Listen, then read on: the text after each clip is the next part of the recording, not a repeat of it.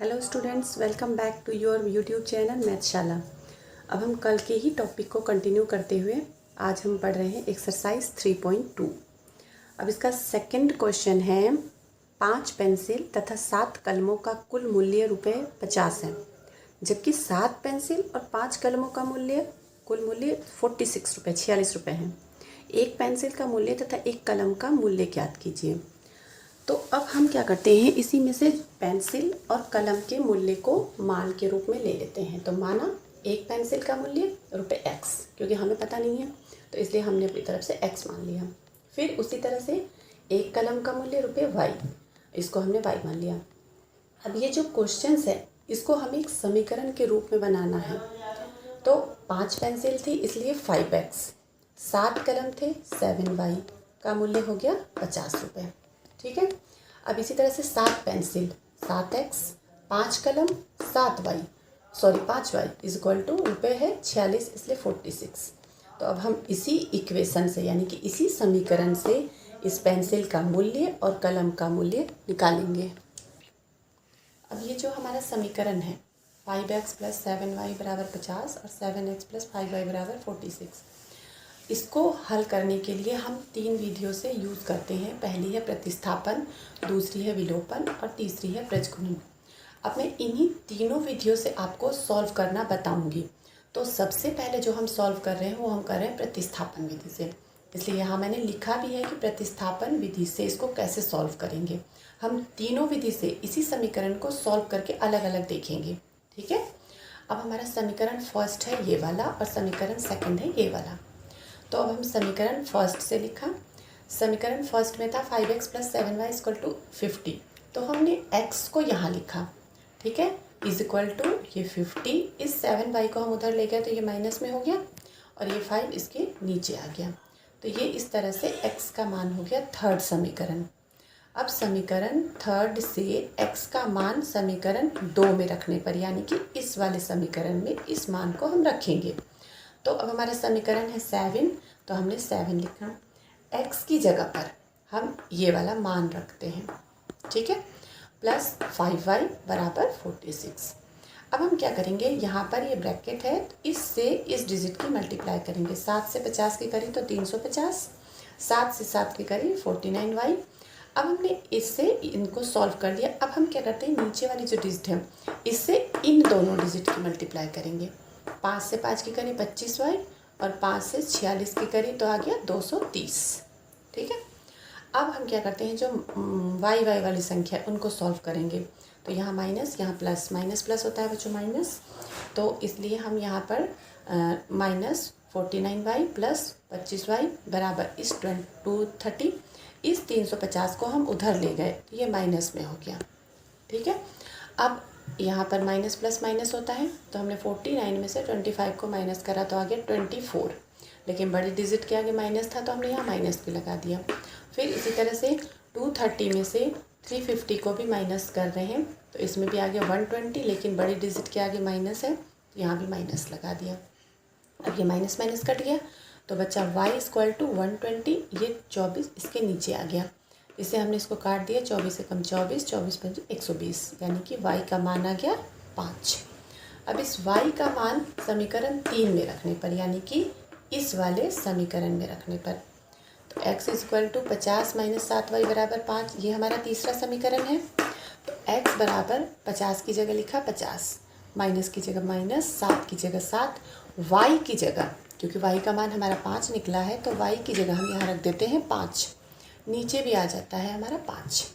फिर x बराबर ये 50 - 7 × 35 बटे 5। x बराबर 50 में से 35 घटाए 15 आ गया, नीचे 5 था 5 लिखा, फिर इसको भी काट दिया, 5 × 5, 5 × 15, यानी कि x का मान कितना आ गया 3।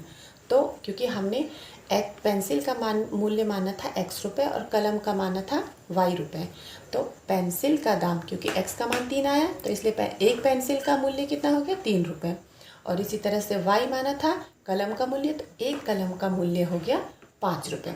तो हमने यहाँ लिख दिया X = 3 रुपये, Y = 5 रुपये।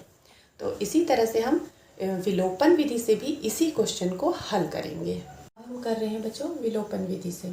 विलोपन विधि क्या होती है? विलोपन विधि का मतलब होता है कि जो ये x वाली संख्या या y वाली संख्या, इन दोनों संख्याओं को या तो हमें एक जैसी करके एक संख्या को हटाना होता है। विलोप मतलब होता है गायब करना। तो हमें एक संख्या को या तो x वाली या y वाली एक संख्या को हमें हटा के गायब करना होता है। तो इन दोनों संख्याओं को हम बराबर करने के लिए समीकरण 1 में 7 से गुना कर रहे हैं और समीकरण 2 में 5 से गुना करके समीकरण को घटा रहे हैं। तो अब अगर इसमें हम 7 से गुना करते हैं तो 7 पंजे 35, 7 सत्ते 49 और 7 50 की गुना करें तो 350 आ गया। अब इसी तरह से इसमें हम 5 से कर रहे हैं तो 5 सत्ते 35, 5 पंजे 25 और 5 से 46 की करेंगे तो 230 आ गया। अब इसको हम घटाएंगे भी, तो यहाँ कोई साइन नहीं है मतलब प्लस है, यहाँ भी कोई साइन नहीं है मतलब प्लस है। इसको हम माइनस से इसको हम सॉल्व कर रहे हैं, घटा रहे हैं, तो माइनस प्लस माइनस और प्लस माइनस भी माइनस हो गया। और जब डिजिट सेम है, साइन अलग अलग हो गए तो ये कट गई, यानी कि ये क्या हो गई? गायब हो गई हमारे यहाँ से, x की डिजिट हमसे हट गई। अब हम इनको सॉल्व करते हैं, माइनस प्लस माइनस और माइनस प्लस माइनस, तो हम 49 में से 25 को माइनस कर रहे हैं तो आ गया 24y। अब फिर इसी तरह से इसमें भी यहाँ लास्ट तक हम जो माइनस प्लस वाला सम्स है ये करते जाएंगे, यानी कि यहाँ तक सिर्फ नहीं छोड़ना है, इसको आगे भी कंटिन्यूस करना है। माइनस प्लस माइनस और प्लस माइनस माइनस होता है, इसलिए इसमें भी माइनस कर रहे हैं।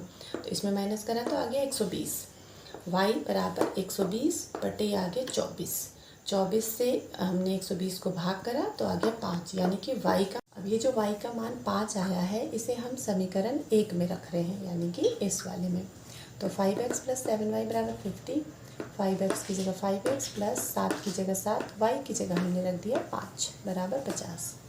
5x प्लस 7 पंजे 35 बराबर 50, 5x बराबर 50, ये 35 उधर आया माइनस में हो गया, x बराबर 50 में से 35 गए 15, ये 5 इसके नीचे आ गया, इसको हमने कट करा, आ गया x का मान 3।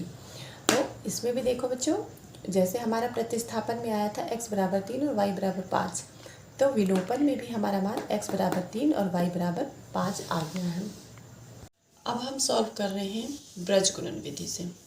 इसमें क्या होता है, ये जो हमारा क्वेश्चन था इसमें इन दोनों डिजिट्स को भी हम इधर लेकर के आएंगे, फिर उसके बाद ये हमारा पहला समीकरण बनेगा, ये दूसरा, ये x y और ये c, यानी कि ax plus by minus c, ये इस फॉर्मूले में सेट हो गया है।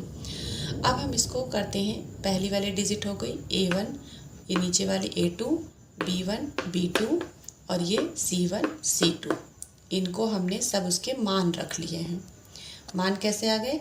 ये x है, x को नहीं लिखते हैं, लेकिन जो सिर्फ डिजिट होती है वो लिखी जाती है। तो डिजिट थे 5, यहाँ 7, यहाँ 7, 5, यहाँ क्योंकि माइनस भी है तो ये माइनस लिखना भी इम्पॉर्टेंट है, ज़रूरी भी है। और यहाँ 46 इसलिए माइनस है, इसलिए माइनस, क्योंकि इनमें प्लस था, प्लस हम लगाते नहीं हैं। अब हमने इनको ब्रज गुणन है, ब्रज गुणन का मतलब ही होता है क्रॉस में गुना करना। तो हमने यहाँ से इस b1 b2 फिर c1 c2 की गुना करेंगे, यानी कि b1 की c2 से और c1 की b2 से, फिर इसी को यहाँ लिख दिया c1 c2, और फिर यहाँ a और a1 और a2 नहीं था, यहाँ a1 a2 की गुना करेंगे c1 और c2 से, c1 की a2 से और c2 की a1 से, फिर यही लिख दिया a1 a2, फिर यहाँ पर ये लास्ट में फिर से b1 b2, a1 की b2 से a2 की b1 से, यानी कि हर जो b1 c1 और a1 इनको हम एक दूसरे से ब्रज गुना यानी कि क्रॉस में गुना कर रहे हैं। अब x का मान हम इनको संख्याओं को भी रख लेंगे, जैसे b1 का मान था 7 की मल्टीप्लाई हम कर रहे हैं c2 से, और हमारा c2 कितना है -46, तो इसकी हम इससे मल्टीप्लाई करेंगे। फिर b2 कितना है हमारा 5, तो 5 लिखा, c1 कितना है -50, तो यहाँ -50, यानी कि इस पूरे फॉर्मूले में हम सारे डिजिट्स को यहाँ सेट कर लेते हैं। ठीक है, अब x हमने इसकी क्रॉस गुना करनी है, जो यहाँ हमें लिख कर रखा है, तो 7 की हम 46 का करेंगे, ये आ जाएगा। माइनस लगाना, ये क्योंकि फॉर्मूला होता है इसलिए यहाँ पर माइनस तो लगेगा ही लगेगा, चाहे भले ही हमारी इस डिजिट के साथ माइनस है या नहीं है। अब इसकी मल्टीप्लाई से करें तो ये आ गया 250, सेम इसी तरह से इसकी मल्टीप्लाई ये करिए, आ गया 5 से 46 की करी तो ये आ गया। बीच में माइनस हमें लगाना ही है, 5 से 5 की करी 25, 7 से 7 की करी 49 और माइनस यहाँ भी लगा है।